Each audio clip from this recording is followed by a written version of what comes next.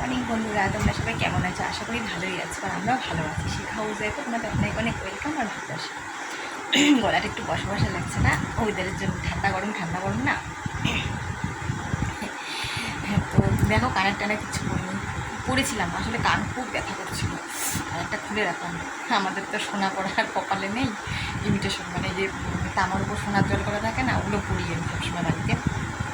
তো সবসময় হয় না কান ব্যথা, কোনো সময় পড়ে থাকলে না কানটা খুব ব্যথা হয়। তো ব্যথা করছিলো, সকালেই খুলে রাখলাম। খুলেই দেখো না, এই কানটা ঠিক আছে, এই কানটা খুব ব্যথা করছিলো, একটু বড়দিন দিয়ে রেখেছি। কানটা খালি না, তো আমার এটা ওই জন্যই করলাম। তোমরা ভাববে কানটা খালি কেন দিই ভাই, তো ওই জন্য খুলে রেখেছি, কানটা ব্যথা করছে। চাটা খাওয়া হয়ে গেছে। আজকাল চা খাওয়ার ভিডিও করি, তোমরা ভাববে রোজ দিদি ভাই চা খাওয়ারই ভিডিও করে। চাটা খাওয়া হয়ে গেছে, আমার দাদাভাই কাজ চলে গেছে, মেয়ে চলে গেছে পড়তে। আবার যেতে হবে আমাকে আনতে এই রোদের মধ্যে। আজকে আবার গরম, প্রচণ্ড রোদ উঠেছে। দুদিন একটু বৃষ্টি দিল, কি সুন্দর ওয়েদারটা ছিল বলো, আবার প্রচণ্ড গরম।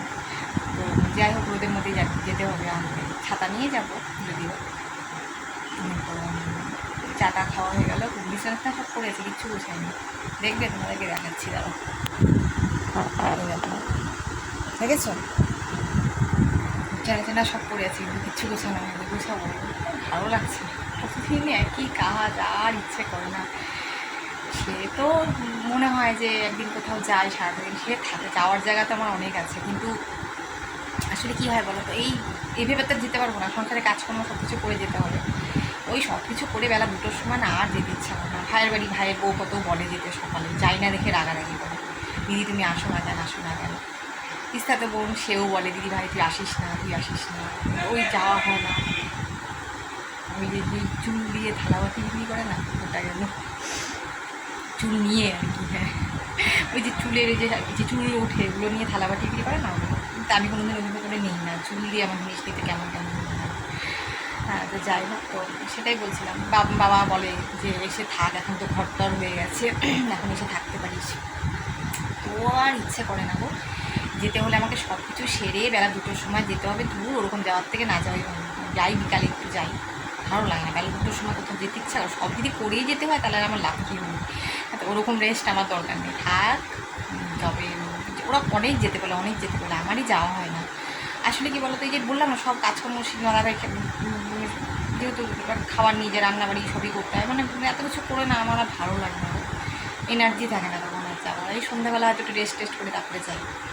তো যাই হোক, হ্যাঁ। তো বন্ধুরা, তোমাদের মানে কি বলবো, মানে এত অত্যাচারে ভুগছি, মানে মাথার উপর দিয়ে অত্যাচার উঠে গেছে।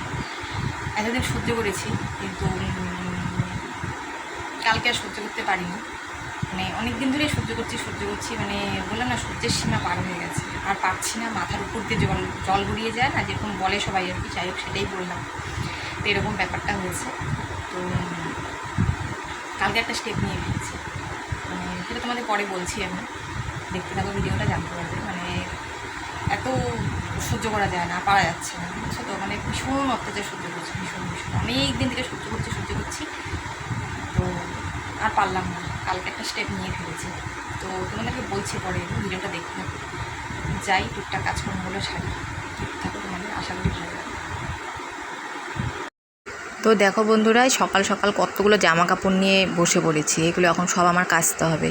আসলে কি বলো তো, ওই যে শর্ট ভিডিওগুলো বানাই না, তোমরা তো দেখেছোই শর্ট ভিডিওগুলো, যারা দেখেছো তারা তো জানোই যে আমি যে শাড়ি পরে মাঝে সাঝে শর্ট ভিডিও বানাই। তো প্রতিদিনকার শাড়ি প্রতিদিন ধুলে পর, ওরকম ধুলে পরে তো 2 দিনে শাড়ি নষ্ট হয়ে যাবে। তো আমি কী করি, একটা শাড়ি পরে হয়তো 2 দিন শর্ট ভিডিও বানালাম, রেখে দিই রোদে দিয়ে একটু, মানে আলমারিতে রাখি না, আলনায় রেখে দিই। তারপরে 2-3 দিন শর্ট ভিডিও, 2-3 রকমের শাড়ি পরে 2-3 দিন শর্ট ভিডিও বানানো হয়ে গেলে তারপরে একবারে ধুয়ে দিই। তো আজকে ওই যে ভাবলাম যে না, 2-3 দিন পরা হয়ে গেছে, তো ওগুলো ধুয়ে দিই। তো ওই যে শাড়িগুলো ভিজিয়ে দিব, এখন এই যে ধুতে হবে। আবারও রান্নাবাড়ি কিছু হয়নি, এখন যাব ভাত বসাবো, অনেক কাজ পড়ে আছে। তার মানে তোমাদেরকে তো বললামই যে এতদিন এই অত্যাচারের জন্য আমি একেবারে পাগল হয়ে গেছিলাম, যেন কোনো কাজকর্ম করে শান্তি পাচ্ছিলাম না। মানে কি বলবো আর তোমাদের। যাই হোক, তো এখন যাই জামা কাপড়গুলো ভিজিয়ে দিলাম, দিয়ে এখন এই যে ভাত বসিয়ে দিয়েছি। ভাতটা দেখি কত দূর হলো, তো এখনও হয়নি, জলটা খালি গরম হয়েছে। তো ভাত বসিয়ে দিয়েছি। এদিকে সকালে খাওয়ার তো কিছু করতে হবে, মেয়ে গেছে পড়তে, এসে খিদে পেয়ে যাবে, এসে তো খাবে। তো ওই জন্য একটু আলুর তরকারি কেটে নিলাম, এমনি মানে হালকা পাতলা করে লবণ হলুদ দিয়ে করব। কাঁচা লঙ্কা ফেলে দিয়ে, আর একটু শুকনো লঙ্কাও দিব ভেবেছি। তো ওই যে আলুর তরকারি করে নিয়েছি, দেখো ভাতও হয়ে গেছে, আমার আলুর তরকারিও হয়ে গেছে। মেয়েকে এখন আনতে যাব, মেয়ে এসে আবার খাবে, খিদে পেয়ে যায় না, বেলা হয়ে যায় তখন এসে মেয়ের খুব খিদে পেয়ে যায়। তো মেয়েকে চলে যাচ্ছি আনতে। আর আজকে সেরকম রোদটা মানে গরম আছে, কিন্তু রোদটা সেরকম নেই দেখে আজকে ছাতা নেইনি, যে গায়ে মানে মাথায় অতটা রোদ লাগছে না, কিন্তু গরম আছে, গরম ভালোই আছে। রোদ এরকম কম থাকলে না গরমটা বেশি লাগে। তো ছাতাটা নিয়ে নিই, যে রোদ যখন নেই ছাতা নিয়ে কি করব, আর ছাতা নিয়ে হাঁটা যায় না গো, খুব অসুবিধা হয়। তো ওই যে মেয়েকে নিয়ে চলে আসলাম। এখন বাড়িতে গিয়ে মেয়ের আমি ভাত খাবো, মেয়েকে একটু খাইয়ে দেবো, আমিও একটু খেয়ে নেব। তো মেয়ের একা একা না খেতে ইচ্ছে করে না, পড়ে এসে না বলে কি মা একটু খাইয়ে দাও খাইয়ে দাও। তো মেয়েকে খাইয়ে দিয়েছি, খাইয়ে দিয়ে যে আমি একটু ভাত নিয়ে বসে পড়েছি। আমারও খুব খিদে পেয়ে গেছে, বেলা হয়ে গেছে, প্রায় 11:30টার উপরে বাজে জানো, খুব খিদে পেয়ে গেছে। আসলে কি সকালে এখন ভাত খাওয়ার অভ্যেস হয়ে গেছে, তো এখন না টাইম হয়ে গেলে না পুরো খিদে পেয়ে যায়, কিছু না খেলে পারে। আর আমার তো জানোই গ্যাসের প্রবলেম আছে, সকালে যদি অন্য কিছু খাই তাহলে তো ব্যাস আর আমাকে কে পায়। হ্যাঁ, তো যাই হোক ওই জন্য ভাবলাম ভাতটাকে খেয়ে নিই, তারপরে বাদবাকি কাজগুলো করব। কারণ কি বলো তো, না খেয়ে না শরীর চলে না, আর বেশি অবেলায় খেলে পারে না পুরো অ্যাসিড হয়ে যায়। আর দুপুরে ভাতও খেতে পারি না, পেটটা ভার হয়ে যায়। তো ভাবলাম খেয়ে নিই, তারপরে বাদবাকি কাজগুলো করব। তো জামা কাপড়গুলো কাচা হয়ে গেল, শাড়িগুলো কেচে দিলাম। এখন ওই যে আজকে সেরকম জামা কাপড় নেই আমার কাচার মতো, কালকে মোটামুটি বেশিরভাগ জামা কাপড় কেচে রেখেছি। তো আজকে ওই যে শাড়িগুলো খালি কেচে দিলাম। শাড়িগুলোকে কাচলে তো ওখানেই তো সব জায়গা আটকে যায়। উঠানে তো আমার তো দেখো মেলার জায়গা নেই, উঠানটার মধ্যে যেটুকু জামা কাপড় মেলি, তো ওই শাড়িগুলো এখানে দিলেই পুরো ভর্তি হয়ে যাবে।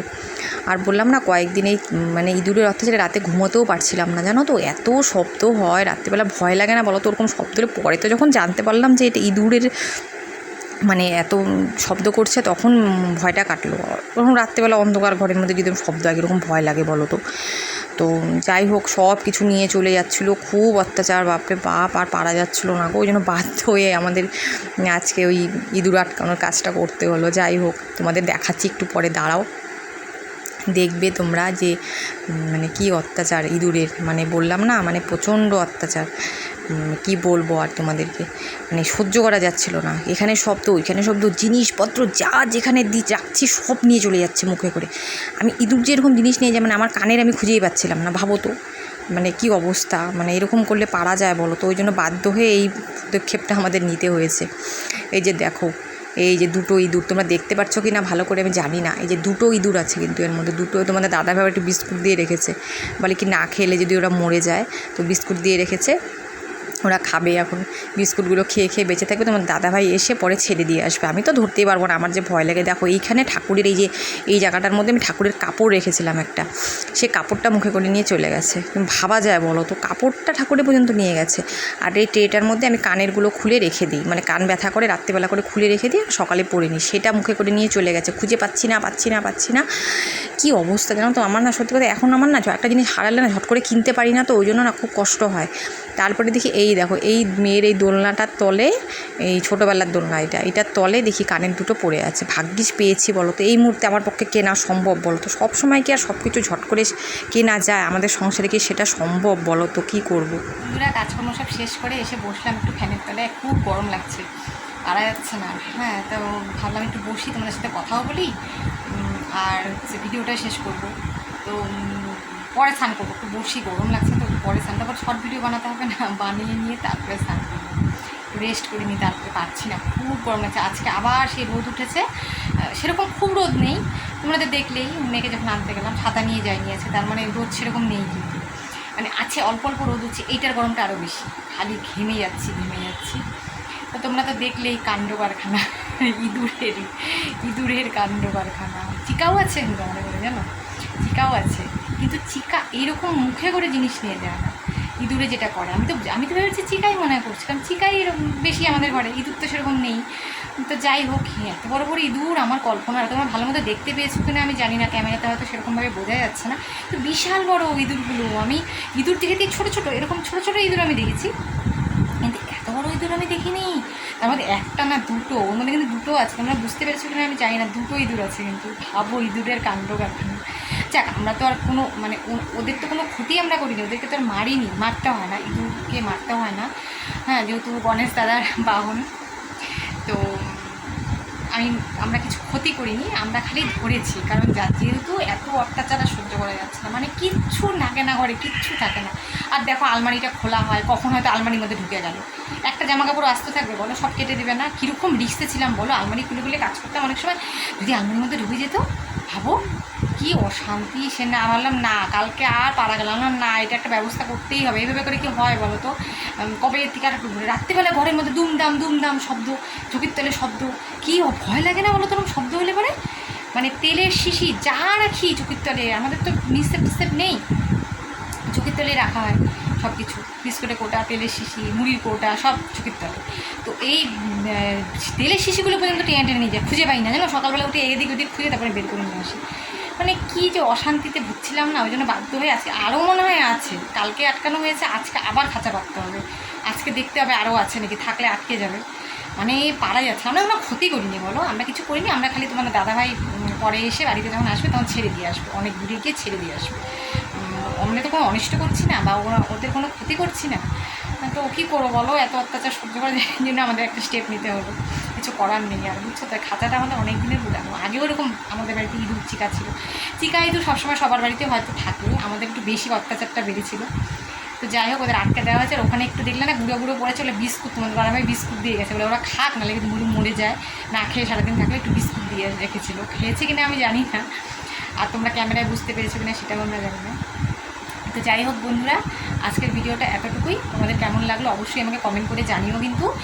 আর তোমরা কিন্তু কেউ কমেন্ট করছো না, কমেন্ট না করলে কিন্তু আমি বুঝতে পারবো না আমার ভিডিওটা তোমাদের কেমন লাগছে।